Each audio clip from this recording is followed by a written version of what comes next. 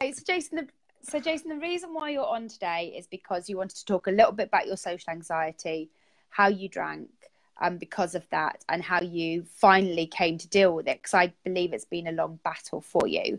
Do you want to tell us a little bit about what social anxiety means for you? And before we talked a bit about what that feels like, maybe you could explain a bit more about that. Yeah. Yeah, I don't know how. I mean, but I pretend that no one's heard anything, and we'll start again. Okay. Yeah. So I had social. I can recall my first memories of social anxiety were from when I was about 4 or whatever at nursery school. So I was okay at that time with I had friends, I had a brother, a neighbour. It was all cool. Everything was cool. But then suddenly I was in this sort of new environment where I didn't know people, even as a kid. And I had this thing where I just kind of felt like I'd freeze up in my chest, my shoulders, and clam up, if you like. I didn't know what to say anymore. I just didn't want to. And that feeling, that exact feeling in various different levels lasted with me until about a year ago or 2 years ago. No, about a year ago, until I finally sorted it out. And it was with me at work, didn't work. I thought when I left school, I mean, it was okay at different levels at different times. So at school, if, for example, I had some friends, at different times at school, for example, I'd have friends. That was okay. Then I went to a new school, I didn't have friends. And then it was just a nightmare again. And that's at the levels. And when I sort of had a year of it just being so extreme, and I think after that I got depression. And that was my first bout of depression. And that came in cycles. But the social anxiety was just always there until recently. And when did you start drinking then? And when did you discover that alcohol would make that feel better? About, I think it's quite a common age, about 15. And yeah, it did seem like I found the answer, the antidote. And but yeah, no, it changed me. It did. I physically felt it. Suddenly it's like, oh, it's soothing, a calming, and a feeling of being.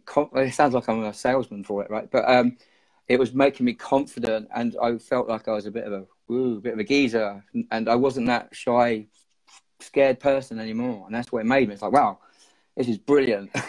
Well, in some ways that's not unusual, because what you are doing is taking a drug which has a certain effect, and if it had been prescribed, that would be different. But actually, what alcohol is something that you can drink in unprescribed amounts, which is where the problem comes, I suspect, which is that it then tips over from being that little bit of alcohol being useful to that much alcohol being, you turn into a bit of a twat in the pub.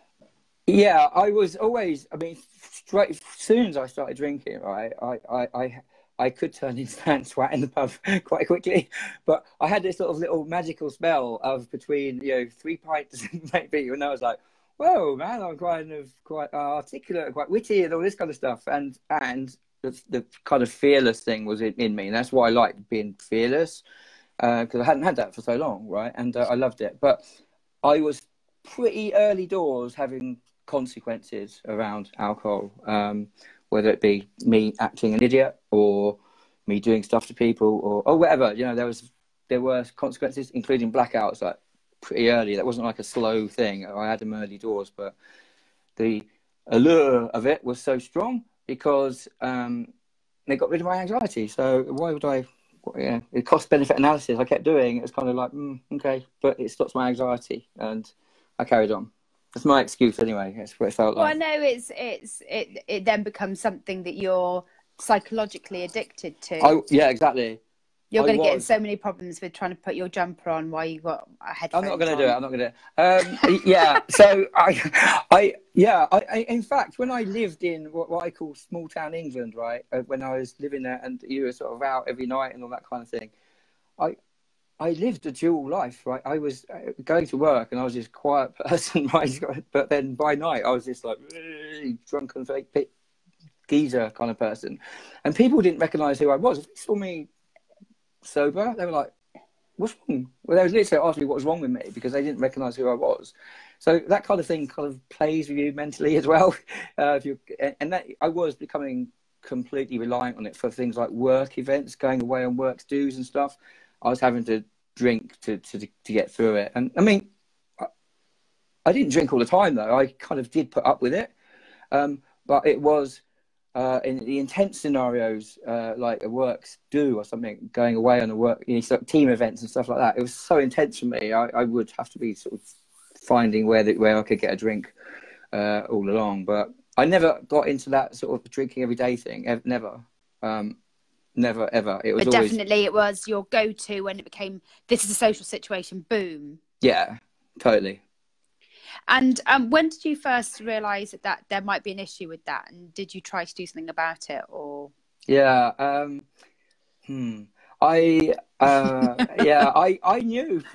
think I knew pretty early, really early doors that it wasn't right for me. And I used to have this sort of little voice. I can remember like being in pubs. It wasn't always anxiety. There was an element as well of I actually liked caning it a bit as well. So I don't want to be too much on the... Yeah, there was an element. I hung around with people who were like that. But I always went that little bit further as well. I got that little bit more out of it. Lasted a bit longer on the drinking. Wanted it to carry on longer. But in terms of first acknowledging it, I got into some trouble at a works office do. And serious trouble. And I thought... I decided to go to an AA meeting. I'm not sure if it was a 12-step meeting. It's fine. Yeah, okay. And at that time, I knew, I totally knew I should give up, ideally. But I did go to a meeting, and I kind of listened to people who were talking exactly how I drunk, and I was really like, wow. But there's no way I was ready. I mean, this was like 1995 or 96, right?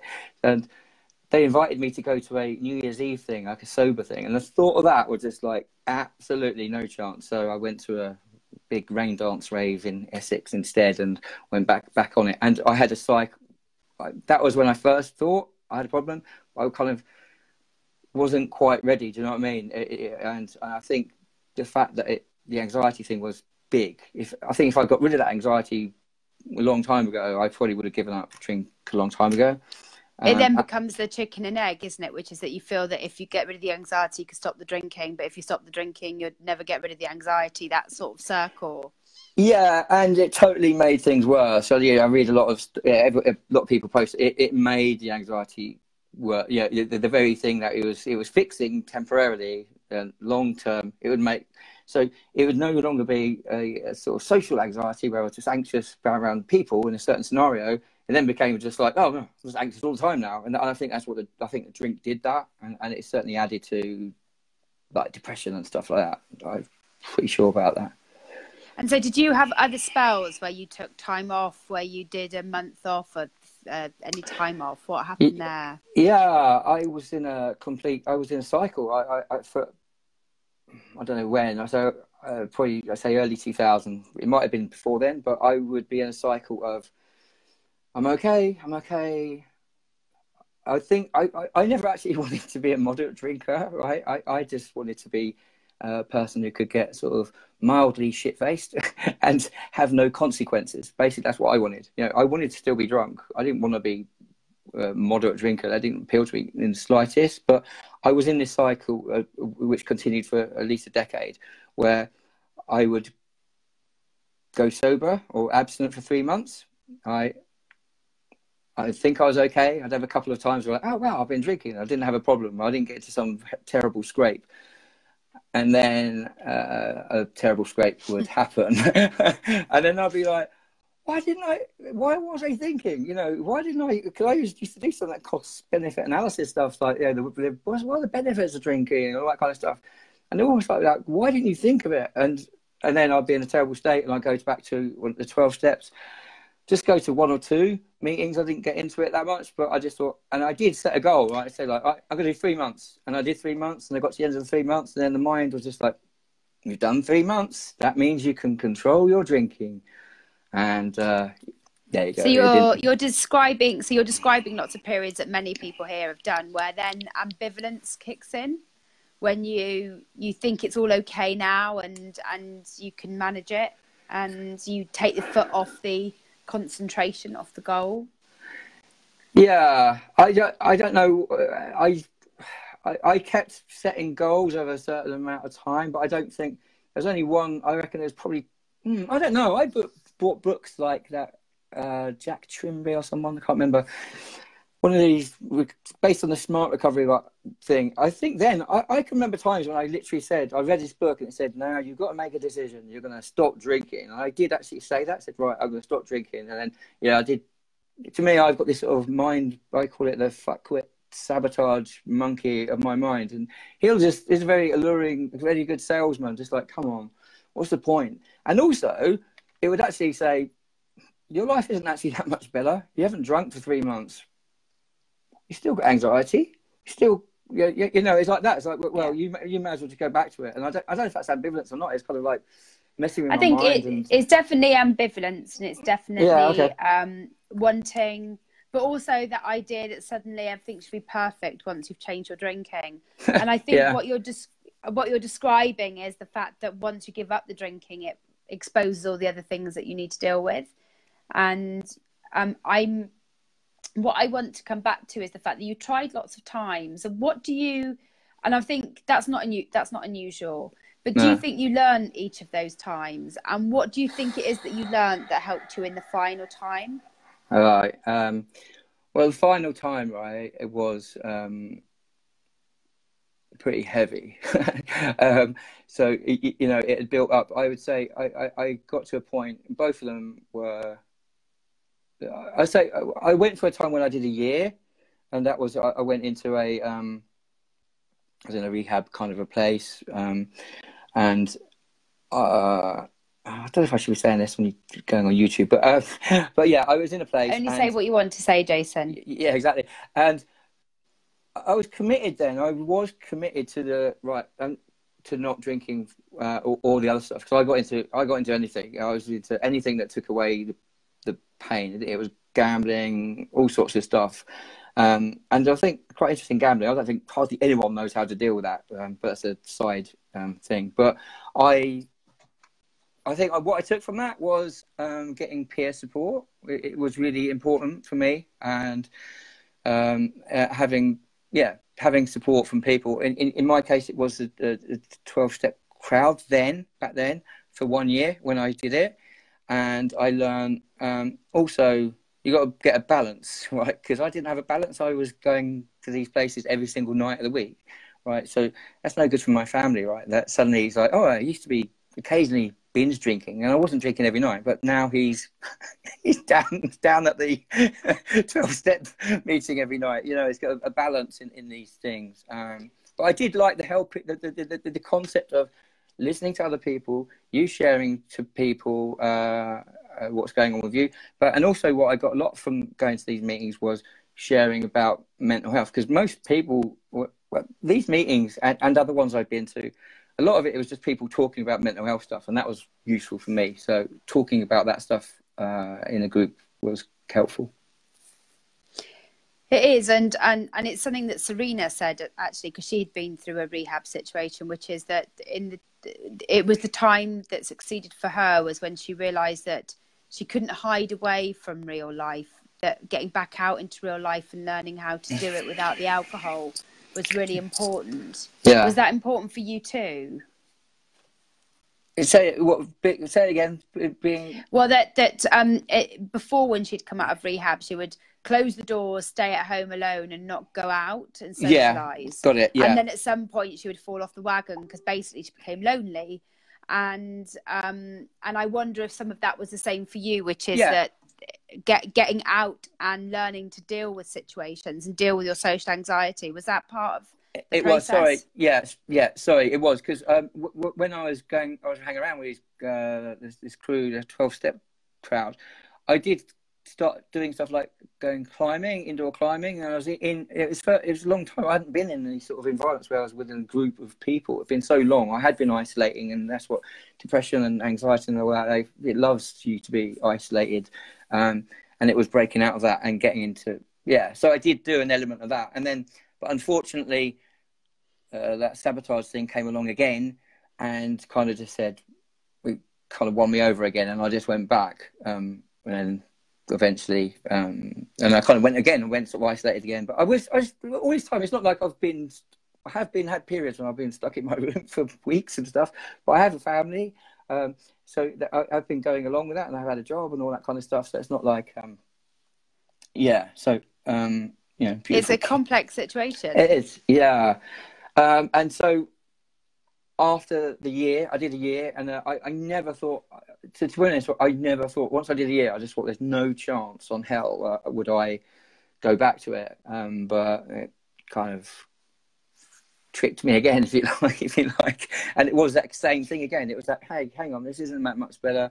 Something, it's a bit like, I don't know, if you're eating junk food or something like that. It's just something like that fuck it thing. So, just go back on it. It's not making any difference. Sod it, but life is life. There's some shit happens in life, and you've got to carry on with it, whatever. And but unfortunately, I went back on it, and I just thought, I was still thinking that sort of thing. I can go back to it. It's a real wrong kind of mindset. That thing of, oh yeah, I've done this long sober, therefore that means I can now drink. It doesn't make a blind bit of difference to me. It was just like the first drink, I was kind of back to or first two or whatever. I was kind of back to where I was, and it was a risky game for me. It was really risky.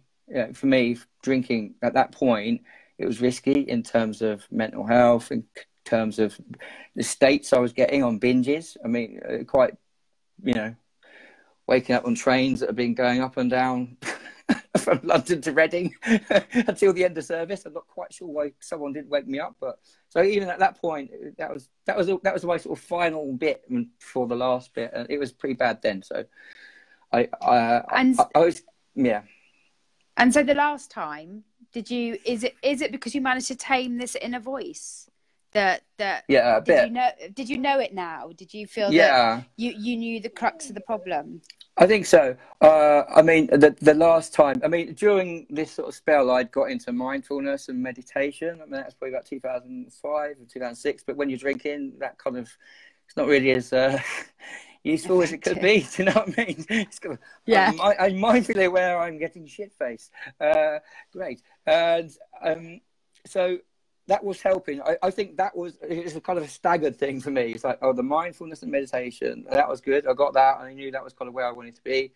And I knew that was part of my getting well, or whatever you like to call it. But then I was aware, I think I read the chimp paradox, and it wasn't so much everything in there, but I sort of this concept of this thing trying to fuck me up sometimes, and being aware of it. And when you do the mindfulness stuff, you are kind of like, okay, here you are again, and you can spot it. But I had some external things going on, some financial stuff going on, and various different things coming on, and they all came on top. I wasn't sorting out. He said I need to do the steps again. Okay.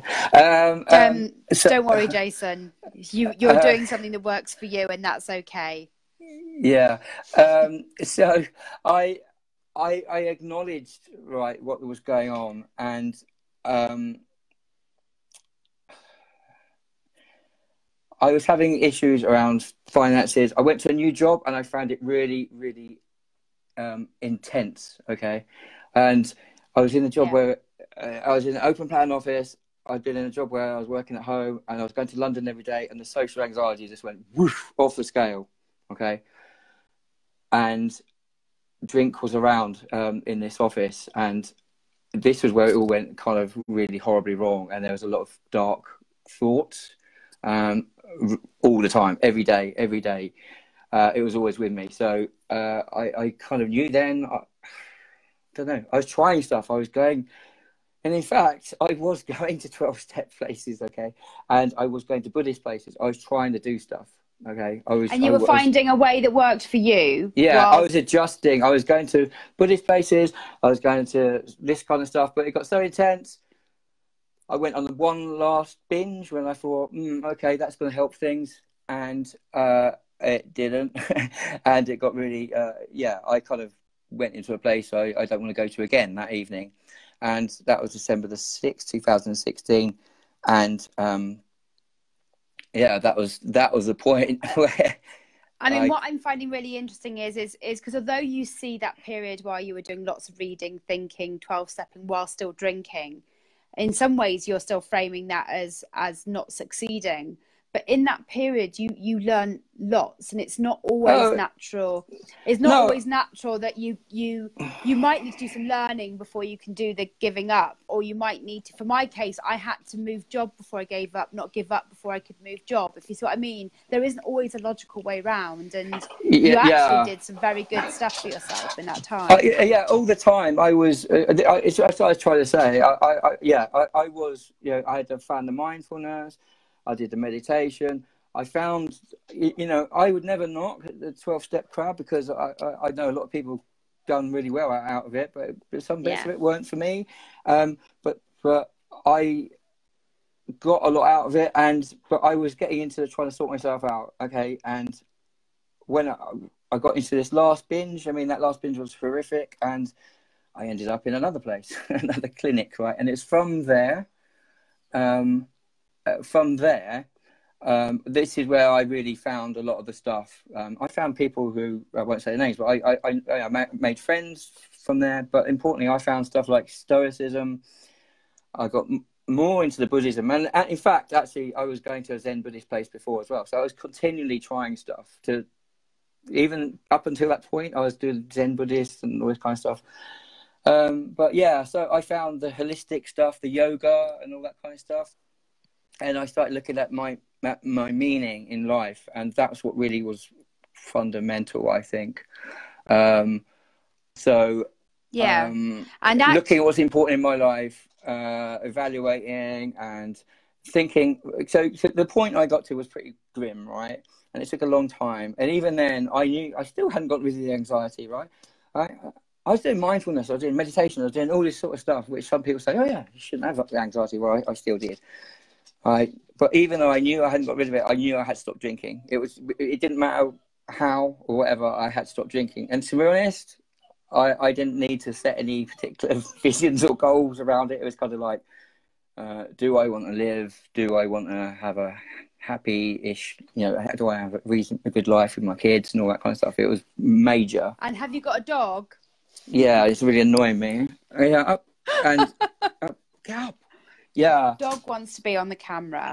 Yeah, so it was in such an extreme. If you do like cost benefit analysis of why what are the positives of drinking? Oh yeah, it got rid of that anxiety. And what's the downside? I might do something really silly. But you also said something really important in all of that, which is you started to question what was important to you in your life and what it is you wanted from your future. And often we know that we need to give up drinking, and we set the goal of giving up drinking or cutting down our drinking, but we never always fully understand why or invest in thinking about why. And it's the why that keeps us going. It's not the act of not drinking, it's knowing why you don't want to drink, which is really important. It sounds like you did a lot of digging deep for that. Yeah, I did. I got a lot from there was a certain number of things. I read Viktor Frankl's book, Man's Search for Meaning, and there were some really significant bits in that for me, where there was one bit in it where he was talking to his wife. So his wife was separated in the camp, right there, and he didn't know if she was alive or dead actually at that point. But he was talking to his wife, and he was having a conversation with her, and he was getting something in that moment for alleviating the suffering from the camp, right? But also, it gave him that meaning. Why am I actually in here? Why am I? Because people were just giving up in there, and there was also the point where he did a similar thing, where he had a vision where he was visualized him talking to a bunch of students or whatever, talking about the suffering they had in the camp, right? And he was explaining how they got through it. So that gave him a thing to carry on. And so he was kind of a bit of my hero. And so reading that was significant to me. So then I started saying, right, okay, I've got to stop the drinking, but it's got to be more than that.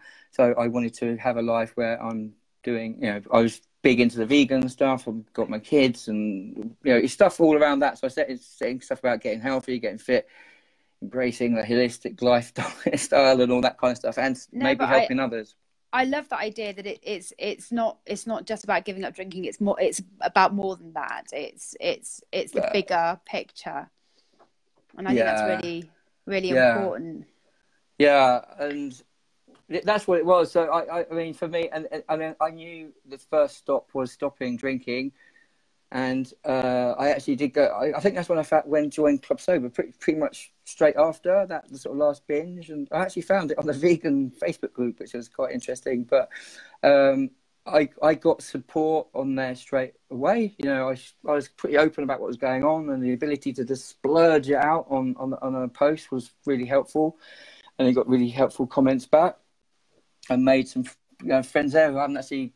Some people I haven't even met, but it's just been on. Hope to meet some you soon. have though. You've been clubbing with some of them. Yeah. I mean, I love a sober rave. That's cool. And so, so I just knew I didn't want to drink. I was trying to help people where I could, and sometimes I think I could be a bit annoying sometimes on there. So sometimes I'd disappear for a little while and come back again. But someone actually, she's not a member anymore. I posted something at a time after that when I was feeling pretty dark, and she said she sort of befriended me in a way, and she was like a little mentor in a way. So I think that kind of thing is really helpful. But I went to that, so I can't remember what I was saying now. But yeah, she helped a lot. She's not a Club Soda member anymore, but she helped me. But at a particular time, she recognised the way I was talking and said, right, do this. And it was like, literally, go outside, go for a walk, go and cook, go and have a healthy meal. Because I was in a bad frame at that point. But it's been a bit of a long slog. That was 2 years ago. But I still hadn't addressed the social anxiety, and that's what I needed to do. I was feeling way better because I was embracing all the mindfulness, holistic stuff, the yoga, the Tai Chi, and all this kind of stuff, really getting into it. So is that when you joined Toastmasters? Yeah. And is that why you joined? Because I'm interested in how somebody with social anxiety now does public speaking. Yeah. Someone did actually recommend that to me in that. That was, I mean, I saw a lot of different psychologists and stuff like that, but in terms of one recommendation I've had over the years, I mean, that's the most useful one by a country mile. And well, tell us about it. Yeah, well, she recommended it to me, so why don't you go to Toastmasters? And I spent about 6 months sort of toying with the idea and just researching it. And I was feeling a bit better in calmness levels, but I still felt that social anxiety. I never got rid of it properly. I think I did do a bit of I did sign up for a coaching and an NLP course, and I did do some of the techniques they do there, but it's pretty basic stuff like visualizing yourself doing a talk and all this kind of stuff, and trying to invoke a state of being confident and that kind of stuff. So I think that helped. Well, it did help, really helped, but it wasn't like a magic wand. I still had to sign up, go in, and go and do a talk. And it's the same again, right? You're joining, I think, connection with others, like you get connection with others with Club Soda, right? And 12 Steppers even, right? So there was a group of people there who were interested in one thing. They were wanting to give 2 good talks, and they wanted you to give a good talk, right? Carry on. Ignore the comments, otherwise you're going to be reading them all, and then no one will hear what you have to say. Yeah, so I went to the I went there and I listened to what. First of all, I listened, and other people. I was invited to go up and talk, but I just wasn't quite ready for it, and I wasn't quite there. But I said, right, okay, I'll just sign up for it. So the very first talk you do at a group like that is kind of about yourself. So normally that's kind of something you even I don't know. They give you some tips and stuff, but I had this sort of stuff about my own techniques at mindfulness and all this kind of stuff. So that was on my side. So I just went for it, really. And it was pretty scary, even with all that stuff. It was kind of scary going up there. And I did a 3-minute talk. Kind of went okay, got a round of applause. And then I just thought, right, I'm just going to keep pushing myself. I'm just going to keep doing it. So then I did another talk, and I got a Best Speaker award. How long's your longest talk so far, and how did you manage it? Yeah, I'm plant powered, if you like. I'm vegan. I'm not sure about planted, but I did a talk at I did numerous talks. So they go from 5 minutes, 3 minutes, whatever. But then I thought, right, okay, that's okay doing the talks at internal places. Like Toastmasters, I thought I'd push myself, and I did a talk at Yogific, which is a vegan and yoga festival, because I'd heard someone speak there already, and it was helpful to me, and I thought, I could give that a go as well, tell a bit of what's happened to me, whether they believed it or not. And so I did a talk there, and it went really well. It went fantastically well. In fact, I did it in Liverpool, and yeah, I was getting, I got 2 rounds of applause, and people were hugging me and all this kind of stuff, and it was fantastic. You know, it felt really, it was great. And that, I think at that point then, when I did that talk, I felt like I had got rid of it. That point there, after that talk there, I felt I got rid of it, because I'd gone into an environment where it was sort of triggery in a way, like back to the classroom. Like I had lots of things about being in classrooms where it was like, oh, teachers asking you to talk and clamming up, and it was the same thing. There was 40 people in there, and I spoke for 45 minutes, and yeah, that was. But I'm continuing that, and so that's what I've done. So, so do you think you're going to carry on public speaking? Yeah, no, that's what. Yeah, that's definitely carrying on. I've signed up for a stand-up comedy course. I did that back in. Cool. The early 2000s. It's one of the best things I ever did as well. Yeah, so you're gonna have to let us know when we can come and see you. Yeah, it's in Brighton. So I was going to do a London one, but it was just handy in Brighton, and I'd already done a workshop there. So that was another thing I'd done actually. I did a workshop just for one day, where I'd gone up and stood up, and so it's all those things. It's all cumulative, right? All this stuff, the mindfulness, setting the goals, the meaning, and it's all cumulative stuff. It took me a long time. I don't think it has to take that long if you sort of really think about things. Yeah, and you know, I've done nearly 7 years, and for me, it's still giving. And so now I've started running since April last year, and I like most of us, we think that everything has to work all at once, all at the same time. But actually, you need time to do things and to really process the experience, the journey you're going through, before you might then be able to pick up and do those other things and move along. Yeah. Yeah. So that's it, really. I'm carrying on with that, the running and the anything. So in the well-being front, I think exercise for me, it's having core things in life, and so I'm just talking about stuff that works for me. I haven't got an agenda here, as I've seen the comments a bit. It's all right. It's just some random people who have decided to be judgmental. I think exercise is important, and I saw just a mention about park runs. So, and that's another thing. So if you do, going out running every day, like you guys are doing, and it's fantastic. So, but it's whatever exercise works for you. I would say for me, for that anxiety, one of the things that did really help was taking up for me, it was a martial art, and I've stuck with that, and I've really stuck with it because. Which one do you do? Kickboxing, and it just gives you that confidence. It didn't get rid of it. It was all part of the thing, but it gives you a bit of a confidence to stand up, in a certain manner, and if you've been in a sort of ring fighting with people, it gives you confidence to be out and about. So. In environments, but what it didn't do, it didn't make me suddenly being able to speak. I can have a fight with a group of people, but I couldn't have a conversation with them. So, so I still had to do the Toastmasters stuff. You know what I mean? So, and does the exercise help with your mental health as well? Yeah, totally. It all helps. So to me, the core, I'd say, foundation stuff: exercise, the mindfulness. Exercise, mindfulness, nutrition, all that stuff. Sometimes I'm not great on that, but I think that's really important, and it definitely helps with mental health. I know I sort of have apps and things. So how often have I been running how often, you know, and mindfulness as well. So if I'm doing the meditation apps, so I can see, right, when I've had dips, it's like, oh, hang on, you weren't running, or you weren't exercising, or you weren't doing whatever.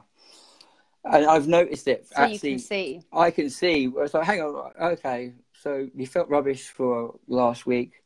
How often were you meditating? How often were you going out for a walk or a run or whatever? And if it's hardly... Carry on, Jason. Yeah, okay. I'm not sure bothered now. Yeah, okay. I don't know what's going on, but anyway. Have you got any running challenges coming up? Have you done a marathon yet? No, I've never done. I have no intention of doing a marathon. I've done a half marathon, and the thought of doing that twice, doing a marathon, half marathon, that again. Respect to anyone who can do that. Oh no, don't say that, because I've signed up for one now. I'm doing a half marathon on Sunday, and then I've booked for a marathon on my sobriety day. So. Oh, nice one. Well done. Yeah. I don't know how that's gonna work.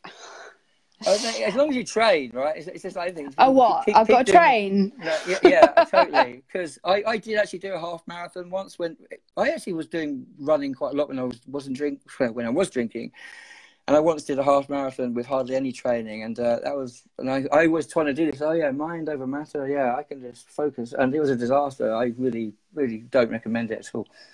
But I think it'd be fine as long as you train a lot. So. Cool. All right, well, I'm going to leave it there, and thank you for your time. Just to let everybody know who's watching that all the members who come on Club Soda are invited to do this. This isn't just a random webinar. This is our Sunday evening webinar at 7 p.m. And I'm really grateful to you, Jason, for coming on and sharing your story. I know there's lots more that we will want to hear from you in the future, and I know you've got a lot more to offer as well. Yeah, so I hope you will come back, because for me, it's a really interesting journey that you've been through, dealing with what is some mental health issues and social anxiety issues, and you're not alone in that.